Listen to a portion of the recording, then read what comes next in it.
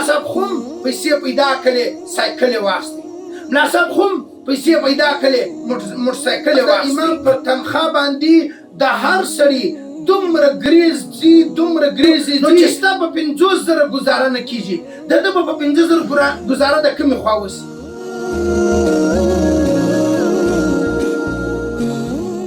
اکثره داسې چې زموږ په معاشره کې ډېر وختونه داسې چې کله کله زموږ په معاشره کې زموږ پر یو څه شیانو باندې ګرڅه نظر نه وي، هغه ګرڅه د نظر ضرورت هم وي مګر موږ پر هغه باندې نظر نه کوو. ډېر خلک داسې سره زموږ په معاشره کې په 100 کې 2% داسې کسان شته چې هغه پر دغه موضوع باندې نظر ساتي او پر دا باندې غور و فکر کوي او پر دې باندې چې کوم دوی سوچ کوي او د دې مسلې حل باسي. هغه لکه څنګه په کلیو په علاقو په وطن کې په ښار کې په هر ځای کې د مسجد د امام تنخواه او د مسجد د مؤذن تنخواه پر دې باندې ډېر کم خلک داسې شته چې هغه نظر ور باندې ساتي. اوله خبره خدا ده رسول الله احمد مجتبی احمد مصطفی محمد صلی الله علیه وسلم فرمایي و چې حاملین قرآن د حاملین قرآن چې کوم خلک دي د هغو خلکو به ډېر عزت کوي، د هغو خلکو به ډېر خیال ساتي او د هغو خلکو چې کوم دی ډېر خاطر چې دی هغه به کوي. هغه څوک دی؟ هغه د مسجد مؤذن دی، هغه د مسجد امام دی، هغه چې کوم دی د مسجد ملا دی، هغه د مسجد طالب دی، دا حاملین قرآن دی.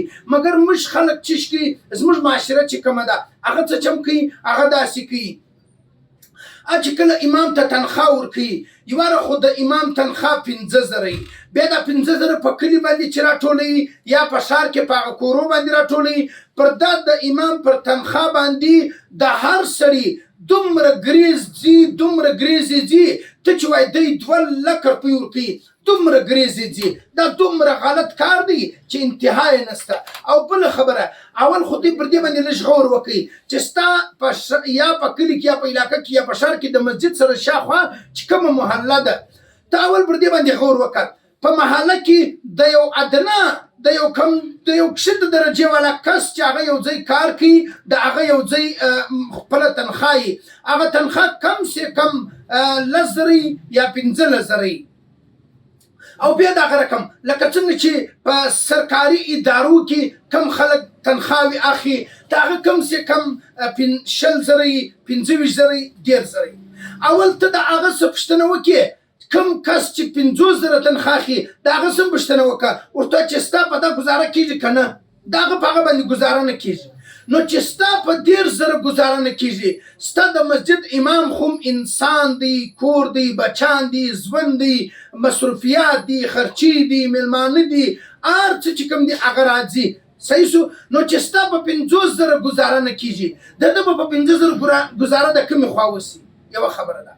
او بل زموږ بدقسمتي او زموږ بدبختي چې کومه ده هغه دا ده امام کچیرې سایکل واخیستی بیا په کلیو په علاقو په وطن کې یو غوغا جوړه سي، وایي چې ملا صاحب خو هم پیسې پیدا کړې سایکل یې واخیستی، ملا صاحب خو هم پیسې پیدا کړې موټرسایکل یې واخیستی. اشه ستا په دې خپله ګاډۍ باندې نظر نسته، ته په ګاډۍ کې سپرېږې، ستا د مسجد امام د معتبرینو صدی او د اعلی درجې والا د خلکو صدی او د رسول الله وارث دی. ستا د مسجد امام بیا حق نه لري چې هغه په یو اعلی قسمه ګاډۍ کې سپور شي، هغه حق نه لري، هغه تر تا ډېر حق لري، ډېر حق لري امام. خو څه یې کوي چې زموږ دوی بدنصیبي ده. او بله خبره دا ده زموږ په علاقو په وطن کې زه یوه خبره تی ته دا کوم، ګوره کوم امام چې و مسجد ته ځان وقف کوي بیا هغه د هغه سره بل کاروبار نشي کولی. ګوره اوس 5 وخته لمونځ دی، اوس امام لمونځ ورکوي بیا د هغه رقم سبقان ورته وایي، بیا د هغه رقم چې کوم دی بیا نور لمونځونه کوي. د لمونځ چې کله امام لمونځونه ورکوي هغه دی خو په دغه موقع کې 15 سره ورځي لمونځ 5 وخته دی لمونځ کوي، دی خو بله خواته کار ژوند نشي ورسره کولی. ولې د سره دغه لمانځه فکر ورسره وي نو دی چې بل کاروبار ژوند دام نشي ورسره کولی. نو بیا خو موږ ته دا احساس پکار دی چې یاره د امام تنخواه کم سے کم د کلیو د ښارو د علاقې د مسجدو د محلو د موقع مطابق د امام تنخواه کم سے کم یو 20 زره یو 10 زره چې په هغه باندې د خرچې پوره سي کم سے کم. او بله خبره دا ده زه دا نه درته وایم چې تی امام راواخي وزیر اعلی جوړ کړي، زه دا نه وایم. زما د خبرې مقصد دا دی، زه وایم چې د امام سره موږ ولې دومره د کمې درجې انسان جوړوو؟ دا زموږ ته بدقسمتي ده، دا زموږ ته بدبختي ده. په کوم کلیو په کوم ښار په کوم علاقه وطن کې چې د امام قدر نه، د امام مرتبه نه، د امام مقام نه لوړ، د امام عزت نه، هغه کلی به ګرد عمر په شرو په داو په جنجالو به اخته وي، په خپلو کې به سره اخته وي. وجه څه شته؟ د امام مرتبه د امام قدر چې کوم دی هغه د خلکو نه دی پیژندلی. او بله خبره دا ده ډېر خلک چې کوم دی امام ته زیره ورکوي، دا ته مجبور یې، ته به خامخا ورکوې، ته به زیره ورکوې، ته به د امام پښې مچه کوې، ته به د امام لاسونه مچه کوې، ته به د امام قدر کوې. دا ستا د مسجد امام دی، دا په ګرده کلي کې د لوړې مرتبې انسان دی. خو دا څه کوې؟ ته دا سوچ مه کوئ چې دا امامان بزدله دي، دا بزدله نه دي، دا صبرناکه دي، دا د نبي وارثان دي، د دې په فطرت کې د دې په خټه کې صبر چې دی هغه موجوده دی. ته دا سوچ مه کوه چې دا امام چې دی بې ضمیره دی یا امام لږ بې غیرته دی.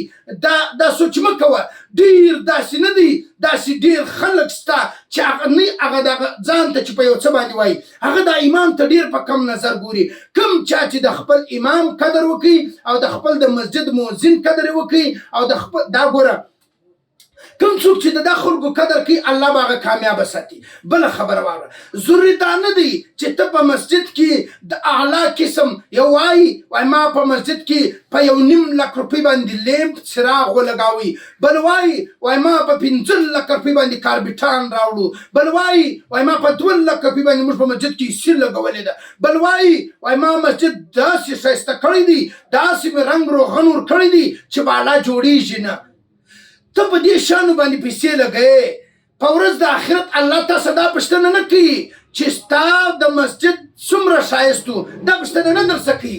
په دا دې الله رانیسي چې ستا د امام تنخواه څنګه وله، ستا امام خو به یو چا ته مجبوره نه ولو او ستا د امام پلانکی ضرورت و، دی پریشان و، په سوچ کې ولو، تا دا ضرورت ورپوره کړی و که نه، تا کتابونه ورپوره کړي و که نه. مګر موږ به ښایسته رب ته څه وایو؟ موږ وایو چې ای ښایسته ربه موږ خو دا نور ضرورتونه څه کوې؟ هغه خواره تنخواه نه ده 15 زره، هغه مې هم په 100 په 200 او د 2,000 خبرو سره ورکوله. تنخواه د 2,000 خبرو سره موږ ورکوو. موږ به دا موږ ته هغه خلک یو، بیا به ولې پر موږ ته باندې د الله عذابونه چې کوم دي هغه نه راځي. او بله خبره دا درته کومه، د امام ته په کم نظر مه ګوره، امام ته په سپک نظر مه ګوره. امام چې دی هغه صبرناکه دی، هغه د نبي علیه السلام د محمد رسول الله وارث دی، د هغه په فطرت کې صبر موجوده دی. بعضې خلک وایي کله چې د امام شه کپړې په غاړې یا د امام سره موټرسایکل ورسره وي، بعضې خلک وایي ته خو هم پیسې پیدا کړې اوس ګر څه به موټرسایکل ګرځي. اشه چې ته ادنا کس یې چې ته به ګاډۍ کې سپرېږې، امام دا حق نه لري چې هغه په یو اعلی قسم ګاډۍ کې سپور سي. ولې؟ دا د نبي علیه السلام وارث دی، د نبي علیه السلام پر مسله باندې ولاړ دی و تا ته لمونځ درکوي. او بله خبره واورئ،